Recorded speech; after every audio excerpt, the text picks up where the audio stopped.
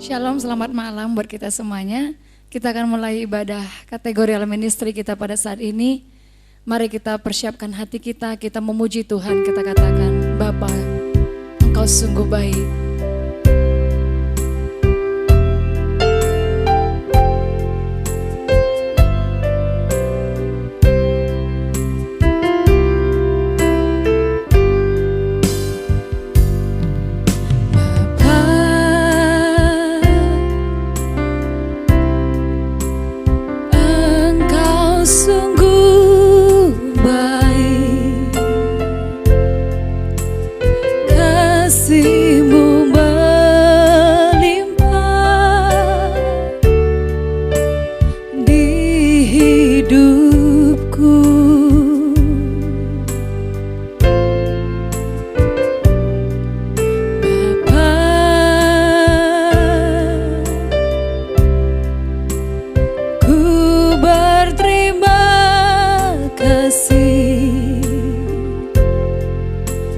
Berkat-Mu hari ini yang Kau sediakan bagiku, ku naikkan syukur, ku naikkan syukurku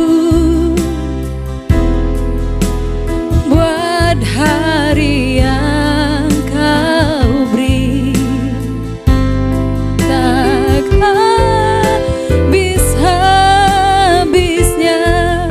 Kasih dan rahmat-Mu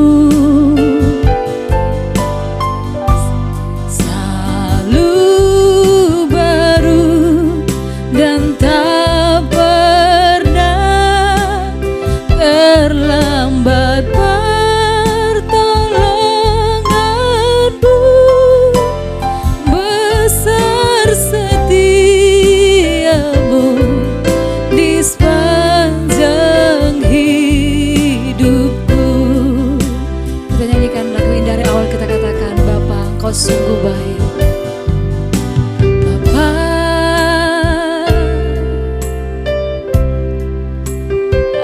Engkau sungguh baik, kasih-Mu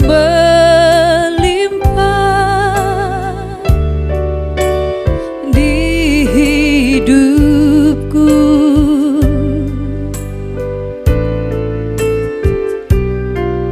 Bapa,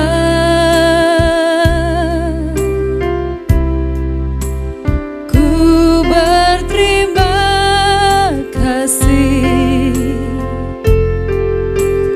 berkat-Mu hari ini yang Kau sediakan bagiku, ku naikkan syukur, naikkan syukurku buat hari yang Kau beri. Tak habis-habisnya kasih dan rahmat-Mu selalu baru dan tak pernah terlambat. Pertolongan-Mu besar, setia-Mu di sepanjang hidupku. Ku naikkan syukur, ku naikkan syukurku buat hari yang Kau beri. Tak habis-habisnya kasih dan rahmat-Mu selalu baru dan tak pernah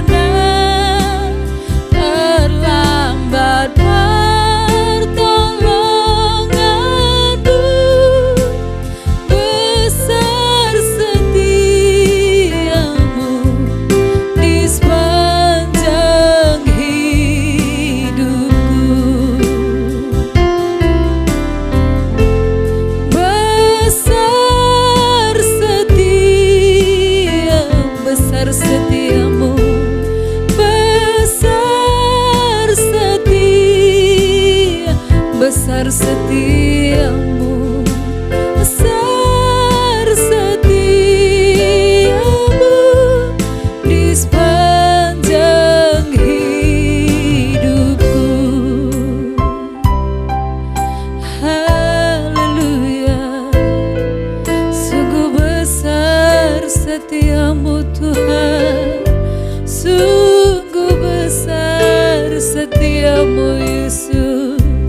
Haleluya, haleluya, kami sembah Engkau Tuhan, kami tinggikan, kami muliakan namamu, Yesus Tuhan, Yesus Raja. Kami naikkan syukur kami Tuhan. Haleluya, haleluya, terima kasih Tuhan, terima kasih Yesus. Kami bersyukur Tuhan. Terima kasih atas segala kebaikan Tuhan. Dalam nama Tuhan Yesus. Haleluya. Shalom, selamat malam kepada ibu bapak dan saudara yang dikasihi Tuhan Yesus Kristus. Kita berjumpa kembali di dalam ibadah online ini.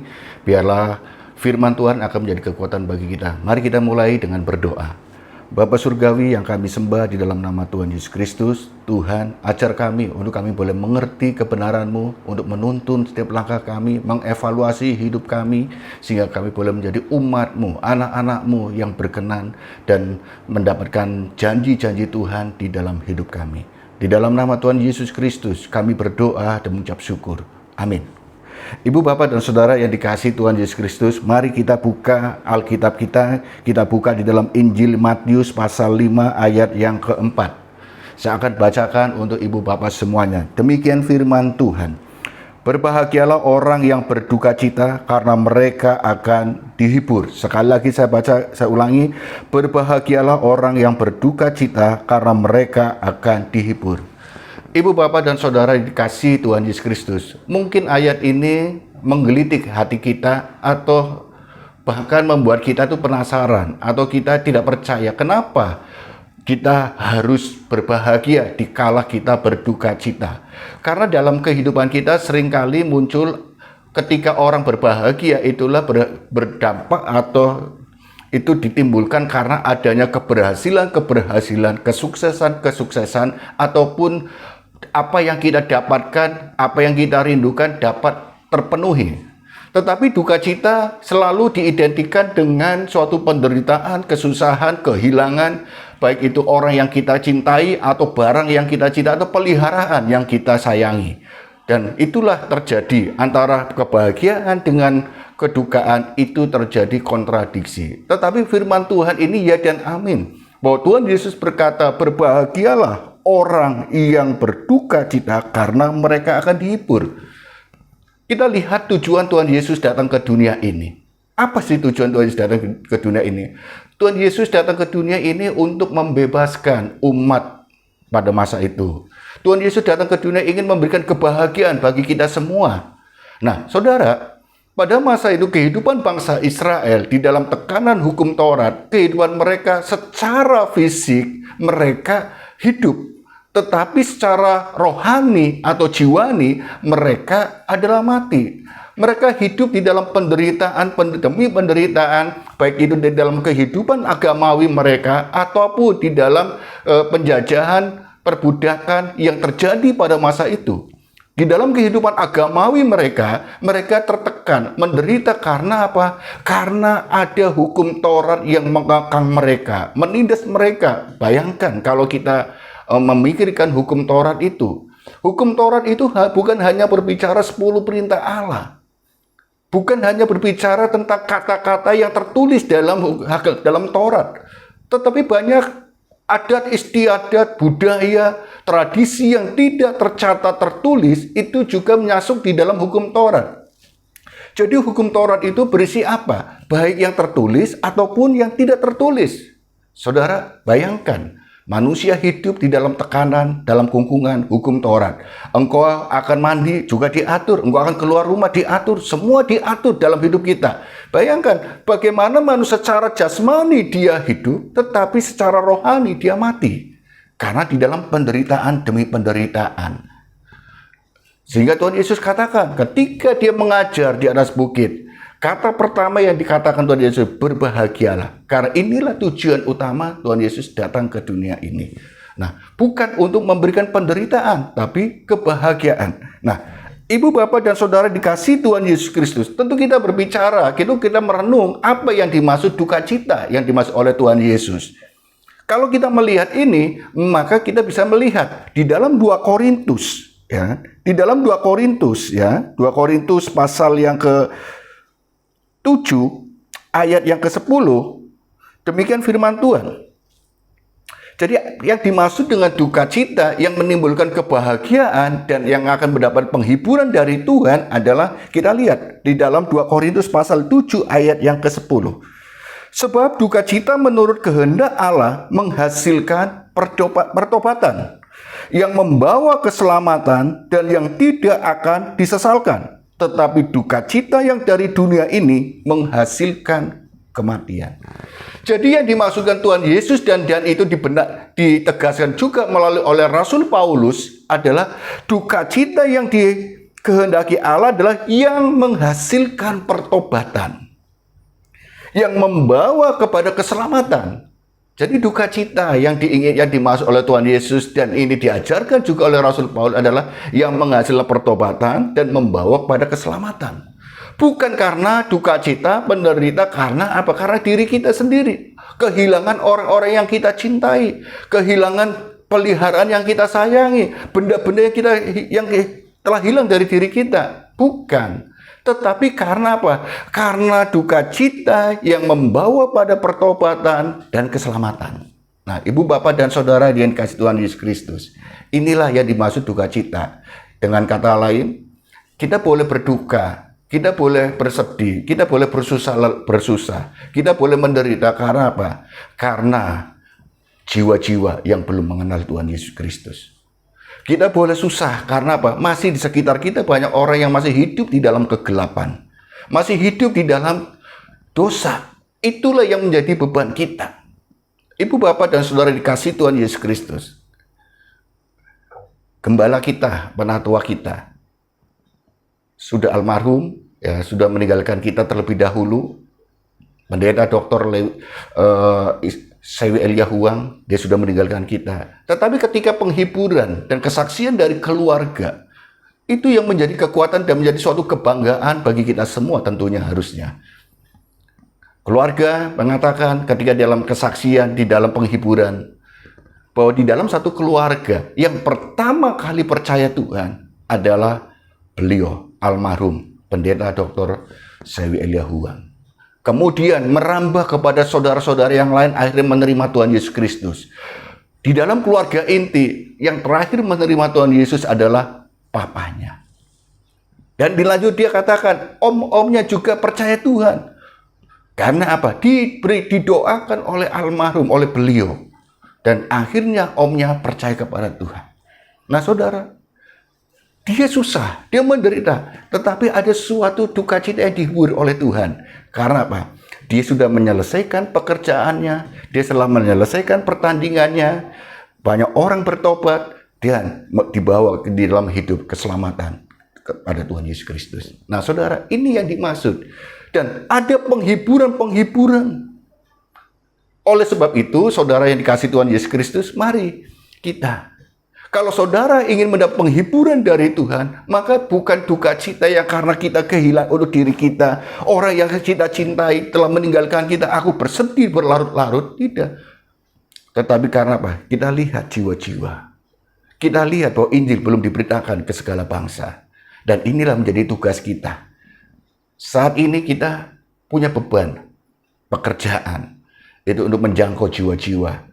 Saudara, di sekitar kita masih banyak mereka hidup dalam kesusahan. Dampak dari pandemi luar biasa sekali. Inilah waktunya kita untuk apa? Menangisi mereka. Inilah waktunya kita untuk menderita karena beban, untuk meringankan beban mereka. Ayo kita bergerak melalui apa? Apa yang kita bisa. Kalau saudara punya harta, silakan bagi mereka, memberi makan mereka, memberi sebagian rezeki saudara kepada mereka. Kalau saudara nggak punya itu, saudara bisa memotivasi mereka dengan memberikan semangat kepada mereka, memberikan mereka supaya mereka tetap sukacita, bahagia. Karena di dalam kebahagiaan itulah ada imunitas yang luar biasa secara alami. Mungkin kita juga bisa mencari apa? Informasi-informasi. Pemerintah sedang menggalakkan tentang apa? Vaksinasi. Ayo kita bantu mereka dengan apa? Memberikan informasi supaya mereka bisa memberikan diri untuk mendapat info dan dapat melaksanakan vaksinasi. Nah, saudara, banyak tugas yang harus kita kerjakan.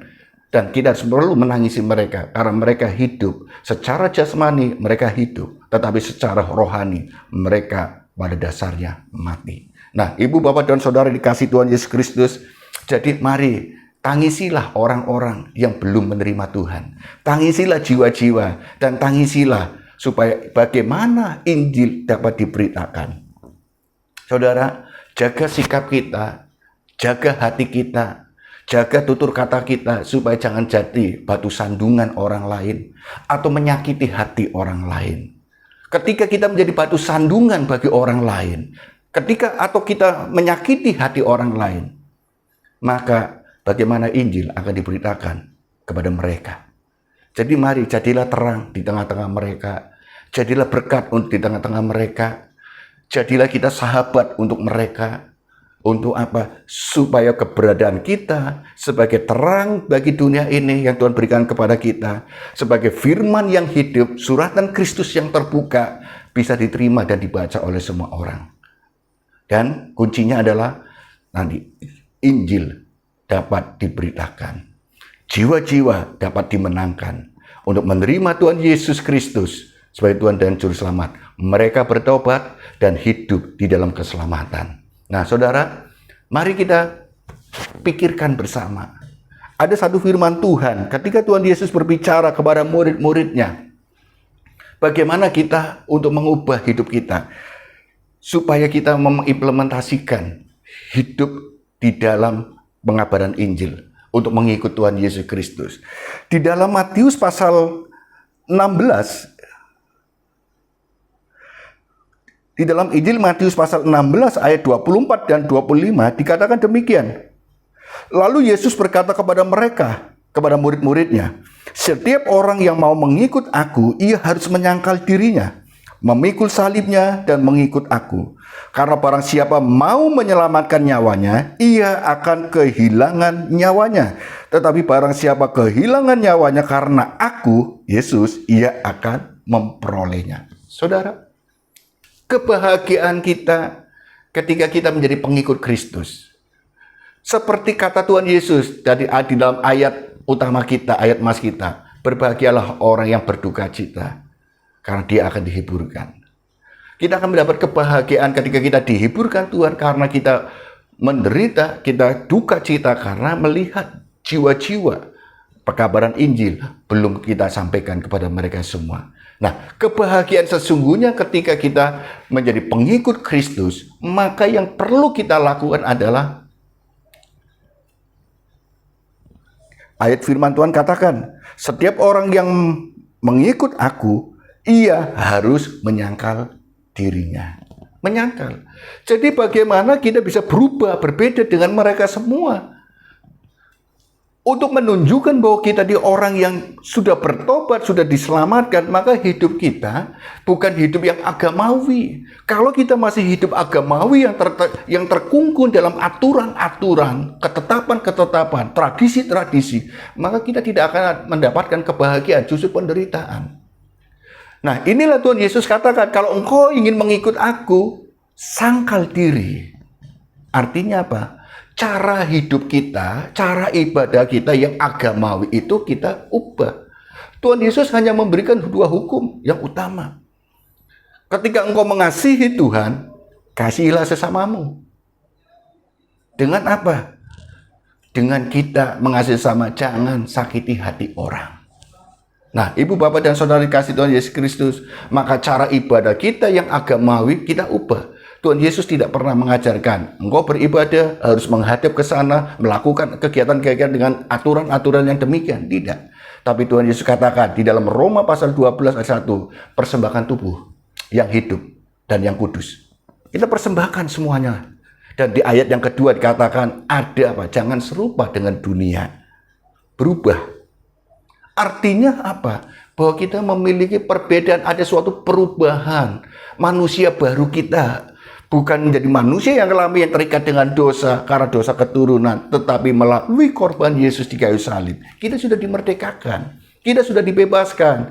Oleh karena itulah tidak perlu kita bersedih, berduka cita karena untuk diri kita sendiri, tapi lihat jiwa-jiwa saudara-saudara kita yang perlu kita renungkan.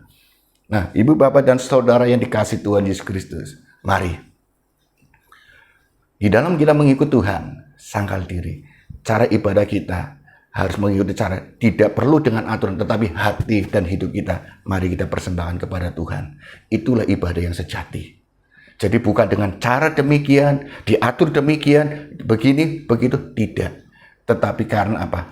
Karena hidup kita sudah dimiliki oleh Kristus, maka kita persembahkan untuk Tuhan. Biarlah Kristus yang hidup. Seperti Rasul Paulus katakan, hidupku bukan aku lagi, tapi Kristus yang hidup dalam dirinya. Nah, Ibu, Bapak, dan Saudara dikasih Tuhan Yesus Kristus, sangkal diri, memikul salib di dalam kehidupan kita. Kita ada di tengah-tengah masyarakat di dunia ini. Tentu kita ada kegiatan-kegiatan, aktivitas, pekerjaan kita, profesi kita yang harus kita jalani. Dan itulah sebenarnya yang dikatakan salib yang Tuhan taruh bagi kita.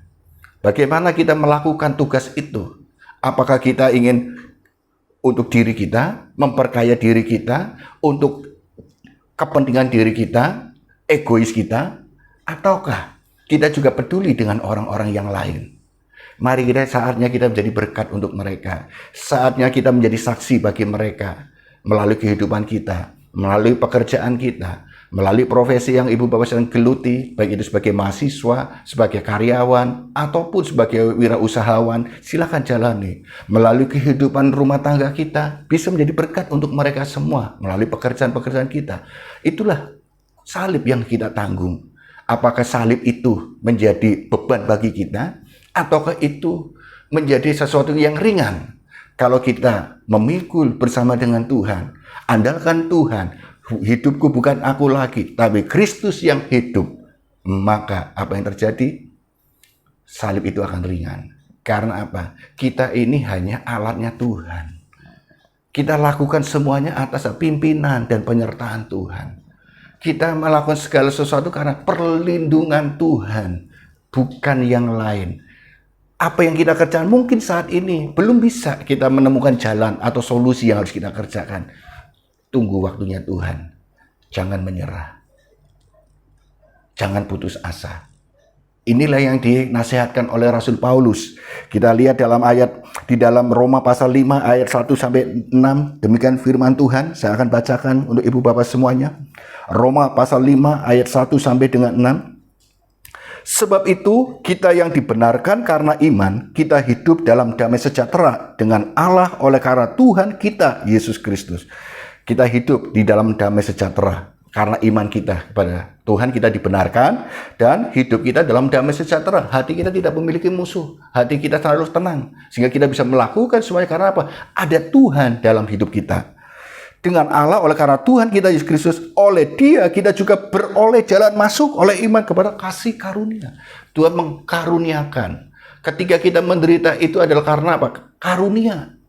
Kalau kita harus melakukan pekerjaan itu karena karunia Tuhan yang Tuhan berikan kepada kita. Kasih karunia. Kita adalah orang-orang pilihan yang harus kita tanggung. Tidak semua orang dapat menanggungnya. Tuhan percayakan.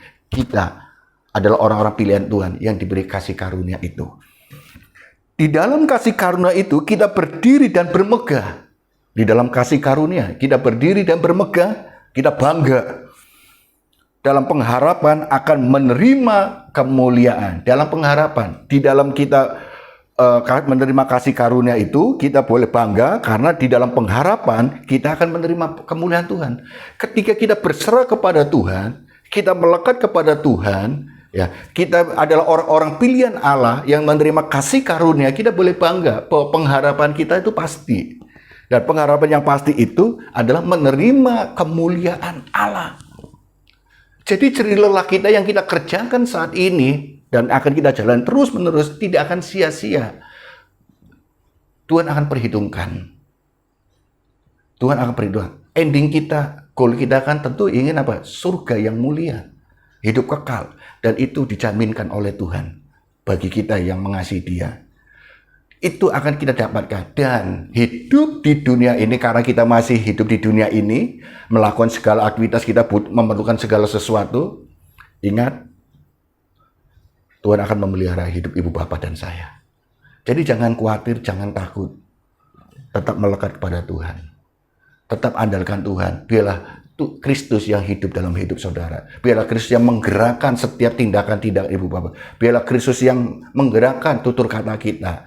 Karena Kristus yang hidup dalam diriku, bagiku Kristus. Menurut Rasul Paulus katakan, bagiku hidup adalah Kristus, mati adalah keuntungan. Ketika hari baik, semua orang akan menjalankan dan akan menerima hari baik itu akan datang.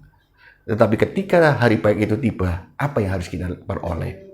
Apakah ada iman atau tidak? Nah saudara, mari kita berikan hati kita untuk tetap melekat kepada Tuhan. Saya lanjut firman Tuhan katakan, dan bukan hanya itu saja, kita malah bermegah juga dalam kesengsaraan. Kesengsaraan identik dengan kesusahan, penderitaan.